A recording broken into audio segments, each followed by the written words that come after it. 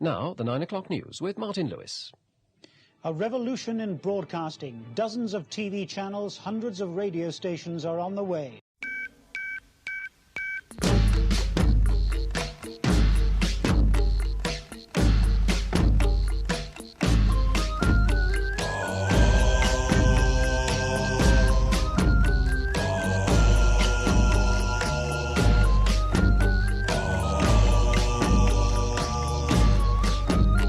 '86, '87, we were like just young lads growing up, not much hope to be out there, you know. There was no direction in them days telling you what you're going to do for a living, what your aspirations were. Going up to the city centre, you'd be out drinking, then there'd be different groups of lads from different parts of the town, Tile Hill, Belgreen, Woodend, Willenhall, and inevitably where drink was concerned, you know, it was quite a violent place, but in a city place to live in back in the day. Coventry was a very industrial city, so it was built on the car industry, and prior to that, bicycles. When you looked at the car factory, it wasn't a small employer. When they closed it, they brought a lot of economic hardship towards that area. It was just a real bleak, you know, period in this country's history. It was real dark. There was a bit of a recession going on with Maggie Thatcher. People losing jobs and places closing constantly. The whole format of people's livelihoods, which was closing all the collieries and stuff like that. So the ideas that you'd have a job for life started to all disappear. They created a big vacuum. This also leads to things such as why some people start to drink too much or took their frustration out in a violent way against other people. It's not that that person's a bad person, it's the environment that they're growing up in or the environment that they find themselves in. You had no-go areas, you know? Depending on where you were from and what you looked like, you couldn't go to certain areas in the city without getting hassled. Football hooliganism was a very big thing. Homophobia was a big thing. There was total turmoil, so there was kind of the racial turmoil. But there is a lot of troubles between anyone who's considered different. Everybody was fighting against everybody. And then when the football come along, everybody was behind Cov City, no matter what area you were from. You're fighting against people from Birmingham, like Villa and Leicester. If we was playing Cov on a Saturday, we would come to Coventry early.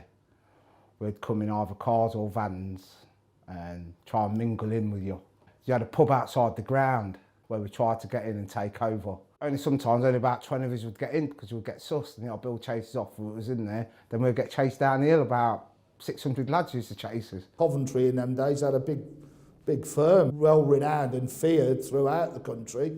Coventry was one of the ones where you had to be on your toes. If you weren't, you was getting it. You go to Coventry, you're going to get the row. We weren't expected to go into business and make good money.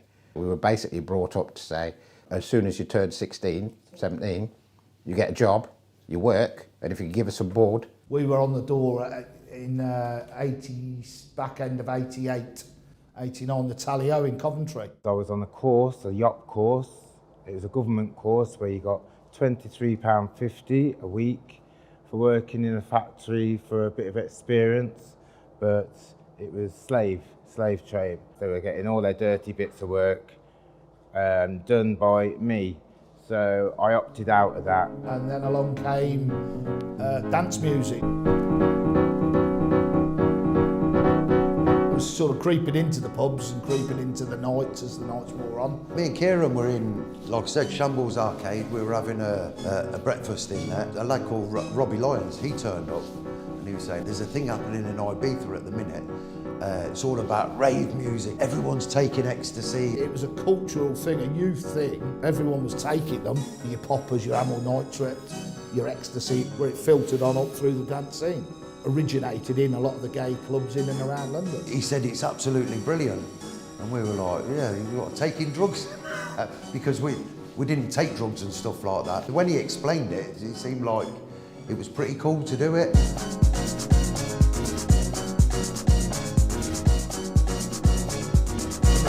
Sort of said, here, do you want half of one of these? You're going to try something, well, tried it, and boom, and just an explosion of ecstasy went off everywhere. You know, then it was you know, over to the Reflections nightclub across from the Tally-Ho, and the music just gripped hold of you. Tuesday night, Wednesday night, Thursday night, just we couldn't get enough of it. Wherever there was a rave, word of mouth took you there, you know, carloads, you know, you're in convoys all firing off up and down the country. It was a dance music revolution where everybody sort of dropped their barriers and dropped the hardness. People that normally didn't like each other actually started to like each other. Enemies from before, it was like, you know what, mate, you're sound you are. I didn't mean to say what you about you, you know, I thought you were right wankers. Some of these lads that, you know, you'd look up before think, fucking hell, I wouldn't like to mess with him, were now giving you a hug. You were sort of getting on. And it brought people together, the music, and it was the ecstasy at the time, like the drugs and that, you know, which helped towards it. Everybody started getting on, and I'd look sometimes and think, oh my God, look at who Bam's talking to. You know, all the different areas, Canley, Balgreen, Binley, they all just became friends. It was mad, but it was brilliant to watch as well. There wasn't really anything to go to in Coventry where we could sample it ourselves. Then we put together this little party thing, and that was sort of the start of Amnesia House. That's what we called it, Amnesia. The reason why we called it Amnesia is because of this lad that he'd just come back from Ibiza, and we says, well, where do they do it over there? Amnesia, the club in Spain, the legendary Amnesia. What we're going to call ours then? He goes, call yours Amnesia as well, because everyone will think it's come from Spain. And that's what we do. So we sort of stole their name, but we called it Amnesia House. We went to this Canal Road, spoke to the bloke. I think Kieran might have given him 100 quid. And they'd written these little flyers out, handwritten flyers out. We photocopied it, I think we'd done about 300 photocopies of this little piece of paper that we wrote out. My parents were publicans. There at the Red House, there was like a big rhythm and blues sort of night on a Sunday. So there was all like the sort of sound systems in there.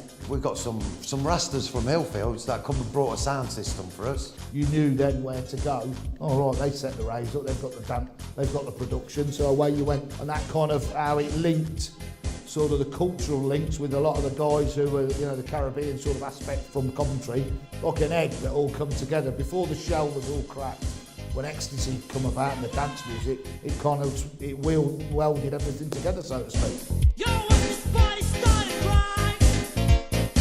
Yo, when this party started right. Come on. Memories of it was Bam coming home, and he'd got me a pair of dungarees, denim dungarees, and he's like, this is what you're wearing tonight. We went to Canal Road in Fosal. 200 people turned up for that, the first one. I can't even remember who the DJs were, because I was a bit, whoa, what's going on here? We ended up with Jeff Paris playing there and a couple of other DJs. Jeff was on the DJing and all that, and me, Jeff, I don't know, 5 of them. I'd just come out of prison, something I'm not proud of. I was in for football violence, you know. You know, it was, I got arrested for chinning basically an Aston Villa fan, sorry Villa. I actually had a grubby tash when I came out of prison, I looked a right twat. So anyway, I done the door and this acid paint. It was just rough and ready. That's what it was, just a car auction warehouse. Smiley faces everywhere, you know, because it was acid, man. Everyone dancing like, it was wicked like. Did you flash your lights? No, that. That was the start of Amnesia. That's when it began for us anyway, you know, like in Coventry. I was interviewed then afterwards by the police and they didn't intervene, to be fair. They said, look, there's no alcohol on sale, it's just dance music. We're having a get together, and they had like sort of some cameras and some tripods and some binoculars on a rooftop across from the venue. But they didn't sort of come, there was no trouble there. This is the latest sound. We just done that one event. That was the first like all-night event. And then Kieran says, why don't we do another one? And I was like, yeah, it'd be a good idea. There's a lot more people into it now. We went and seen this old barn, what was just derelict. Yeah, this is ideal. So we spoke to the man with the sound system again. We had Jeff with the decks and all that. We just, another little flyer. You could write one flyer out, you could print them 6 at a time, not one at a time. Cool. Cut them all down. We didn't sort of count the first one, Canal Road, as a rave. It was just a little get-together. But this one was like a proper party sort of thing. You know, we're getting a bit more organised here and that. The second one, the police were sort of all over the place. They were trying to stop this party. Can't believe they didn't go there and check this building for the second time to make sure we weren't doing it in there. People again walking up this drive, probably 2 miles long. And that's when the police helicopters turned up. And he'd have his lights down on the rave, and we didn't even know where the rave was. Oh God, the police, what's going on here? We thought it was some strategy, but they were actually guiding us to the rave. And everyone's going, hey, all clapping the police helicopter, and they're walking up to the venue. But the police just stayed, they must have stayed there for about half an hour with its light going. It weren't even on the venue, it was on the path, as if to say, come on, everyone get in there quick, sort of thing. The whole thing blew, the electrics blew. It was like, there was no music. We had an ice cream band in the barn. He turned the music on in the ice cream band, you know, the ice cream music. And they were all dancing to that while we were getting sorted out the sound system. It was, that was quite bizarre, that was, yeah, I remember that. The helicopters were out, the police were out, but they couldn't stop it. Everyone was there. They just could not believe that we were in this place to just dance. You know, I don't know what they thought we were getting up to. I'd love to know as it goes, but we were in there to take a pill and dance and forget our worries. That's all we wanted to do. We were in a little cocoon. We were just in our own little world. We didn't have, we just had Jeff and Dobbo and people like that. Coventry was on fire with illegal raves. They were doing them in parks, they were doing them in Brook. In a marquee, and like, the lads have to drag the sound system over the train tracks, over backyard and fucking through fences, and you know, in order to avoid the elk bill and get it off. There was one at a warehouse in Tile Hill. It was called the Final Frontier. Don't forget, in them days, you didn't even have record bags, you just had record boxes, or you just had, you have milk crates. And my mum used to have a milk crate, and I actually nicked my mum's milk crate to put my tunes in to take up there. The actual sound at the party was good sound, but for some reason it kept on cutting out. And every time the sound come out, Mickey Finn's cousin would open the boot of his car and open the 4 doors and just blast the music. So it was mad. So like, you'd have all the music playing from the actual rave coming through the loudspeakers, it would cut out, and then everyone would start dancing when the doors and the boot of the car opened. You'd have music, then it'd be the car, you'd have music, then it was the car. It was in a river in the Neaton, but there was no water in it, so we were in the river and it rained. And I'm raving, doing a rave, with cold water running over my ankles, right, yeah? I got pneumonia that night. That's probably my first real sort of vivid memory of you know, things that were to come, and that, you know, how good things were. And everyone got together, I suppose you could say one nation, I suppose, all together. They were good times, they were really good times.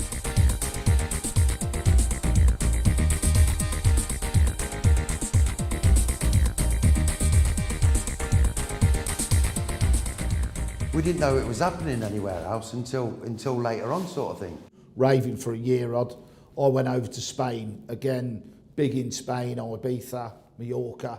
It was just alive, it was happening abroad. And then unfortunately for myself, we ended up having a residency with King Juan Carlos in the Centro Penitenciario in Mallorca. We stayed there, me and a friend of mine, for 18 and a half months. I think at this time, Neville might have got involved. Bam said, I'm going to do another party. Do you want to come in on it? So I did. And he says, I know someone that's got a big mansion. Well, he's my brother-in-law, Stuart Reid. He got the mansion through his friend. They've got quite a big amount of land with it. So he said, why don't we go over there and have a look, and we'll do one of these parties. Went to this house and I was like, fucking hell, Nev. I wouldn't mind burgling this, then mind doing a party here, do you know what I mean? A load of trees down one side, a fence at the other side, fence coming up, then this big gateway. And the man's saying, yeah, on the night, me and my wife will go away, you can use our house if you need to sort anything out or stuff like that. We were like, we're going to have a mansion for the night as well. We had a little debate about it, and we were like, how are we going to do it? So me and Lisa ended up hiring a lorry. I was banned from driving at the time. So now I had to hire a pickup in my name. I was like 19, something like that. And we had to build this big stage out of scaffold, and this van was literally tipped like that, going up the M69, wherever it was we were going. I don't even know where we were going. And the cab was literally like that, and I was petrified. And they were like, come on, you're all right, just get there, just get us there. And we got there, and the three of us built this stage and everything. Me and Neville were just chatting and looking and like thinking it's going to be wicked in here, isn't it, Jeff? And I'm like, yeah, Nev. And then he goes, did you see that? And I goes, what? See what? And he goes, in the bushes there. And there was police in the bushes with dogs spying at us. Someone had told them that the party's going on, but what they couldn't do anything about was the fact that it was private land and it was just a party and we had permission. And then that was the one where I had to go meet people at the Bantam.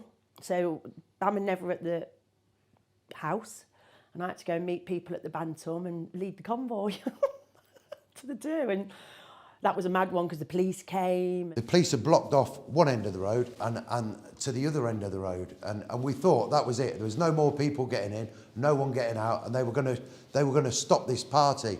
But people just kept coming and saying, no, the police are fine. The police are fine with it. They're not going to stop it or anything. They're just telling everyone that you need to be safe. There's no toilets there and stuff like this. It was more about people's safety and people's welfare that the police were more interested in. But as the night went on and more people got there, they opened the roads up and the police come down. They were standing at a gate watching everything, having a laugh with us and that.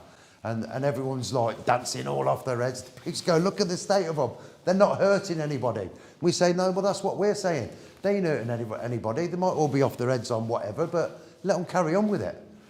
And the police says, well, we just seem to be doing something. We just seem to be, we're doing something. We are trying to stop it, sort of thing. Where in London, they were stopping it. They were stopping big parties in London.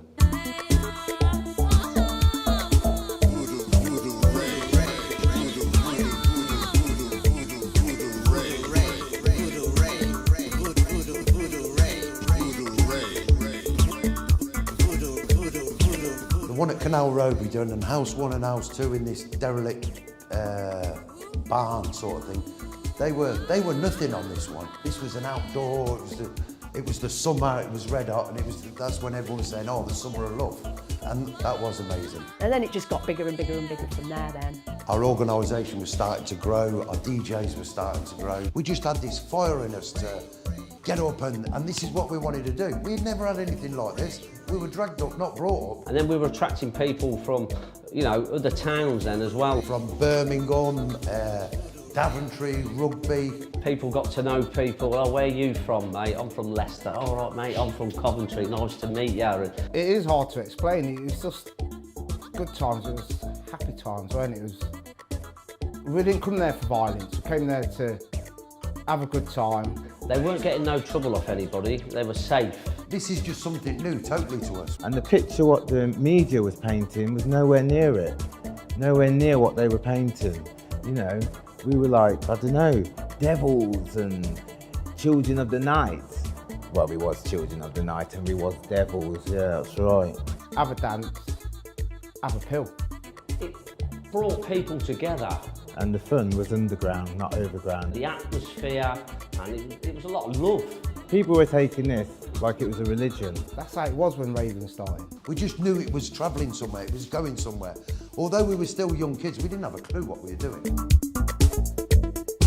And I don't think the government knew how much it took a grip of all of us, all right? And how much fun we were having them run round after us with helicopters or whatever they were doing. We were always one step ahead. They had to go with it for a while until they conjured up some bloody new laws. From that time that we had a lot more trouble from the police. Obviously the police and the government didn't like these large gatherings, because it wasn't taxed. There was a lot more problems with the drugs, so that's what they were monitoring. The selling of them, and not the fact that there was music being played, it was the fact that there was that going on, and they knew that. And that's probably why they thought, oh, well, hold on a minute, we can't have this. How dare they, get together and disobey us.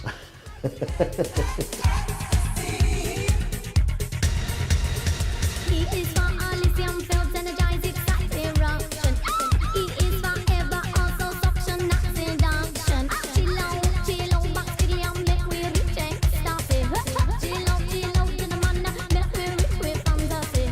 The old building, they instigate like the pay party unit, which was like, they were dedicated to infiltrating and stopping and, you know, fissing parties. And I just thought, how fucking brilliant is that? You know, like, this little thing is now kind of, you're taking notice now, but for all the wrong fucking reasons again. So a dedicated unit investigating kids having fun was just, I just thought that was so hilariously funny in view of what else was going on in the country. We found all these shops and there was flyers in all of them telling you Rain Dance is doing this, Energy's doing this, a place called Live the Dream in Manchester was doing it. All these flyers had a phone number on it and it was a 0898 number. So we decided to get these flyers done, acid party this, acid party that. Every time they showed something on the news, it was these big, massive marquee, like circus tents. We were like, we can do one of them. We ended up speaking to some tent hire people and said, like, we can't pay you now, but we will pay you on the night. And I was doing the security on the front gate with some of my friends like Pee Wee and Fatty Faulkner. You know, we had our mates doing the door with us, like, you know, because we're an ex-football firm, but now we're running the race. When we got there, we were like, shit, look at the size of it. You would be able to see this from Coventry, and it was in Southall. And we thought, we are never, ever, we're not going to fill this. I was doing the security most of the night because I weren't letting no one in free. I weren't getting ripped off. Because we didn't have the money to fork out for these marquees. I don't even know if we paid him in the end, probably didn't. It was absolutely wicked. Jesus Christ, about 3,000 people turned up for this marquee. Big, massive, giant marquee, wasn't it? Yeah, yeah. Brought the convoys of cars in from Coventry and everywhere. They came in, parked up, and I remember it, the weather was torrential. The rain, the wind, the mud, it was on a slope, but no one cared. In the morning, I'll never forget it, the farmer's son turned up, yeah? So anyway, he's going like, you know, what's going on here? I said, oh, your old man says we can do a party on his land. He says, he never told me. I said, well, he kept it a secret. He didn't want nobody to know. And like, so anyway, this son, he wore it. Anyway, he's thinking, what? My old man never told me about this.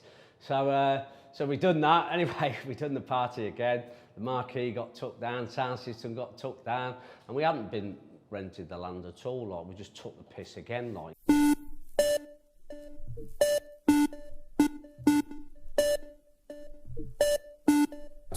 After the marquee party, we thought, God, that was a bit too big. We need to go indoors a little bit. If we're going to do another one of these events, we're going to have to have this big marquee again. The police will have helicopters out. We thought we'd go back to indoors, but because you needed toilets and stuff like that, we needed to provide them sort of things. Do you know what I mean? But this was the main thing that the police were always banging on about, is welfare, toilets and stuff like that. We had it planned, we had it advertised with flyers and posters and stuff, but we never had a venue on the day. We're doing a rave, me and Bam, and we never had a venue. We're driving through Alderman's Green and there's this brand new warehouse. We've clocked it, the back door was open of the warehouse, empty warehouse, never been used. It was a nice building, and I said to Neville, there's a number on there, that's to let. Why don't we ring them up and see if we can rent it off them? Nev was like, yeah, I suppose we could, but why don't we just get in there? Why don't we just get someone to change the locks? We changed the locks on the front door of the warehouse and the back door of the warehouse. We brought the sound system in. We got it all set up. There's people at the Vauxhall pub, the Crown in Bell Green, all waiting for, like, Nev, when's it going off? And I'm sure this is the first time we had Sasha. Sasha was a proper down-to-earth kid, do you know what I mean? He was straight away, he says, yeah, I'll come to the Midlands. So he turned up and looked at this venue we had, and it was like, wow, fucking hell, this is wicked. So we ended up getting him in there, and that was the first time he ever played for us. It was the first time we ever had someone from the north or the south of England playing for us, and it was like a massive thing. I think we had Dobbo, I think Man Paris was there. You know, he played for probably 2.5 hours, 3 hours, and just absolutely made this night. They got a drift of it, the police, and they did have a helicopter, and they had roadblocks up. Everyone had got in there. The cops were actually showing you where it was because, you know, we'd beat them again, like, you know, so they were going, yeah, just go down there, it's okay. And that is when Sasha played another classical song. You know, that was like one of my biggest raves for the time. So I was just buzzing. I was the only MC. It was a brilliant gig. And then, guess who waltzes in? My mother. Mum, what are you doing here? And she goes, well, son, you know you said you had a sore throat. I thought I'd better bring you a flask of coffee, right? And she's brought this. And I goes, how did you get through the police? She goes, I got my nurse's outfit on, so I told them I was nurse for the... And I could go on, Mum, fair play to you, like, you know. And she got to see what I did. And so that was a magical time for me. In the house we have DJ Sasha, Manchester, the Northern Hemisphere.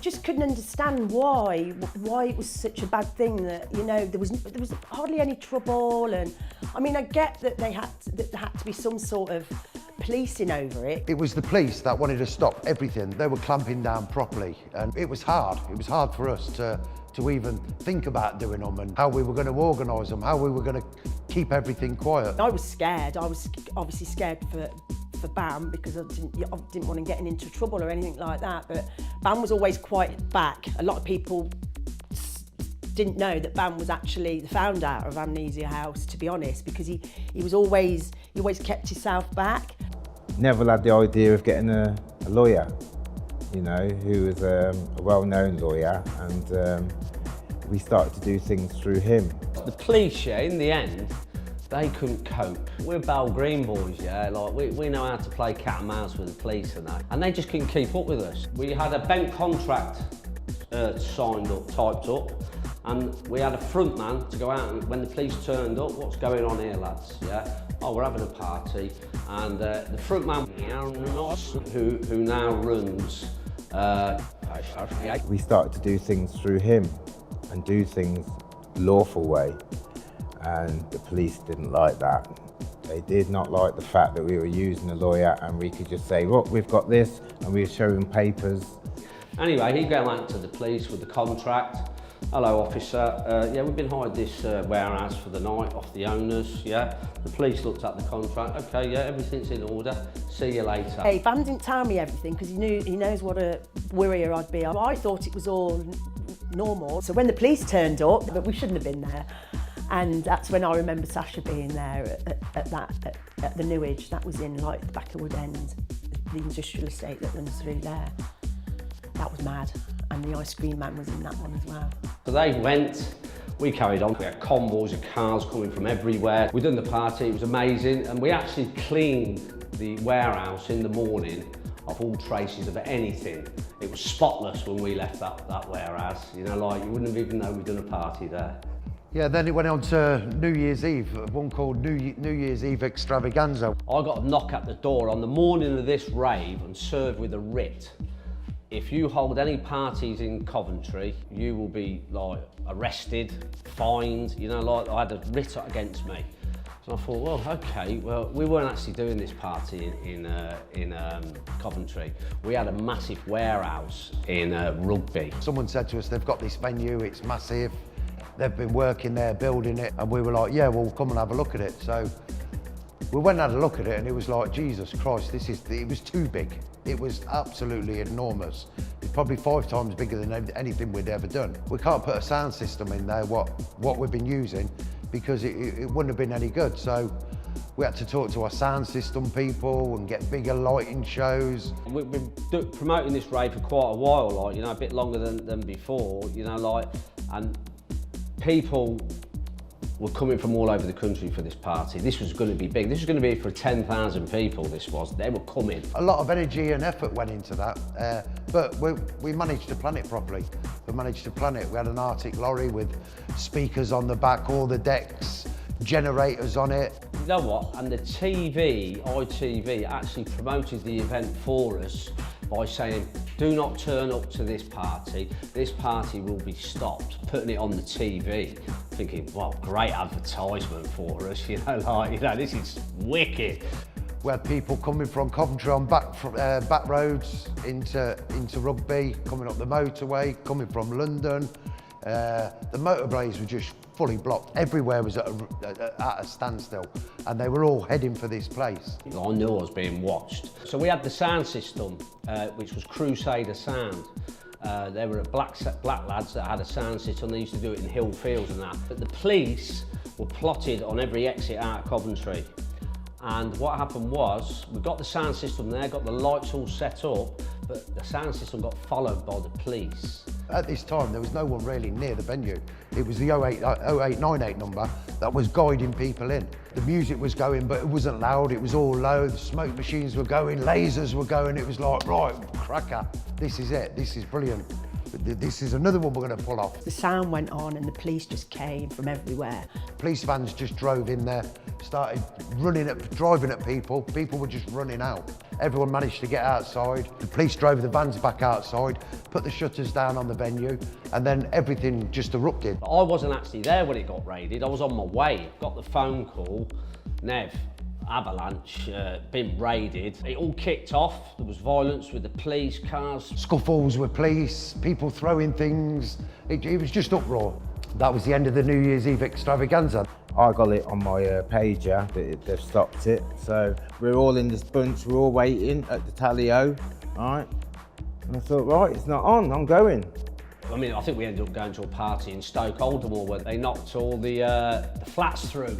You know, like, you know, from one flat to another flat to another flat. So we ended up doing a party in the flats in Stoke Aldermore. We all ended up in town in Reflections. Everybody was split up. And they only followed me all the way home. All these ravers behind me, I couldn't believe it. Like, I'm like, yo, I don't know where the rave is, man. I've got all these people outside my house. There was 10,000 people coming to that party that night from all over the country.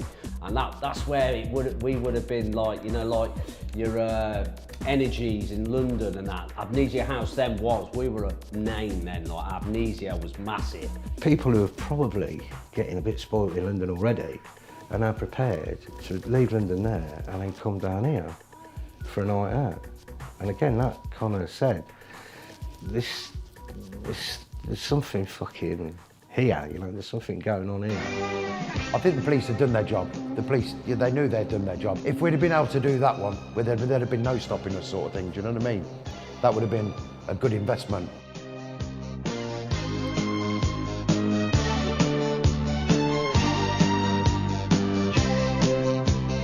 Getting hold of these 0898 numbers, we put one of them on our flyer, and then one day the phone rang, and it was the police. And he said his name and stuff like that. I'm from West Midlands Police. I'm part of the acid squad. Explained to us how he got the job, why he got the job. He wanted to speak to us. He said, look, I'm from Coventry myself. I'm the leading investigator over the whole of England to abandon these acid house rave scene. He said, you were the only people at the minute that we can't stop, and you're on my doorstep. I want to be able to come and meet you, talk to you, and give you an opportunity of being the first people to do all-night parties legal. And I was like, yeah, right, okay then, can we do this through a solicitor? Because we didn't want to just go and meet the police. We didn't know what we was up against, you know what I mean? At this time, my brother Mick come into it. See, prior to that, me and Mick, we went to Freedom's Party down in London. It was a huge fucking demonstration down in London. Thousands of like ravers, you know, just turned up en masse and descended on Downing Street. It was just the maddest day because it literally brought the centre of London to a standstill. And me and Mick went down, flying, not a do, not an event, a mailing list. We went down with like thousands of these prepaid, you know, double-sided cards. All you had to do was fill your name and address in and then stick it in the post. It was all prepaid. And on the back of that, Amnesia built you know, the mailing list. He sort of said to me, go on, you go meet the coppers. We don't want to meet them. He went and met the police. We got a solicitor involved and the police were fine. They said, look, we're not interested in what you have done. We know what you've done. We've been chasing you all over the place. We need you to stop. He said again, it's all about people's welfare. Because it's unsafe, so there's going to be a fire, someone's going to get killed, stuff like that. So anyway, Mickey come to me and Bam and said, listen, I've been approached by the head of the Acid House unit. Like, they offered us the Sky Blue Connection. Which is a sports centre. For the first legal rave in the UK. When the initial talk of like legality and the connection, I thought like bullshit, I think he's being set up here. I think Bill they must have realised that this is too big a deal. If we can't fucking beat them, at least let's work with them. They had to beat the police there and the fire people. And when the fire people come, they said, you can only have 500 people in here. And we were like, why? We've had more than that in a bigger rooms than this. And he says, no, it's not about that. He says, you've only got one fire exit there and one fire exit there. It's 250 people for that fire exit, 250 people for that one. So we were like, oh shit, this is no good then. And then the bloke says, why don't you pay to have another fire exit there, another fire exit there, another fire exit there, and another fire exit there? So they're really breeze block walls. That's all it was. It was just breeze block walls. So it was a case of cutting the breeze blocks out and putting a fire door there. But we couldn't pay him. We said, we ain't got the money to pay you. We still didn't have no money at this time, do you know what I mean? This was the first legal party in England for an all-night event off this copper that was from our own town, Coventry.